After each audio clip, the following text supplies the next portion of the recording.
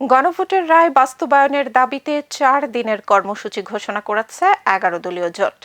মঙ্গলবার রাজধানীর মগবাজারে অনুষ্ঠিত এক বৈঠক শেষে সাংবাদিকদের এ তথ্য জানান বাংলাদেশ খেলাফত মজলিসের আমির মাওলানা মামুনুল হক।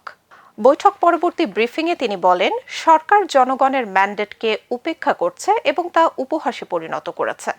সংস্কার প্রশ্নে নির্বাচনের আগে রাজনৈতিক দলগুলোর মধ্যে যে ঐকমত্য তৈরি হয়েছিল তা এখন নষ্ট হয়ে যাচ্ছে বলেও অভিযোগ করেন তিনি। বলেন, বর্তমান সরকার জন আকাঙ্ক্ষাকে উপেক্ষা করে একদলীয় শাসনের দিকে এগিয়ে যাচ্ছে এবং সরকারের সমালোচনা করলে গ্রেপ্তারের মতো কর্মকাণ্ড ঘটছে। এসব ঘটনাকে গণতান্ত্রিক পরিবেশের জন্য উদ্বেগজনক হিসেবে উল্লেখ করেন তিনি। মাওলানা মামুনুল হক আরও বলেন, ১১ দলীয় জোট যে কোনো মূল্যে নব্য ফ্যাসিবাদ প্রতিহত করবে এবং গণভোটের রায় বাস্তবায়নে আন্দোলন জোরদার করবে। এ সময় ৪ দিনের কর্মসূচি ঘোষণা করেন মামুনুল হক। বলেন, ৯ এপ্রিল বিকেল থেকে গণভোটের রায়ের পক্ষে সপ্তাহব্যাপী লিফলেট বিতরণ কর্মসূচি শুরু হবে।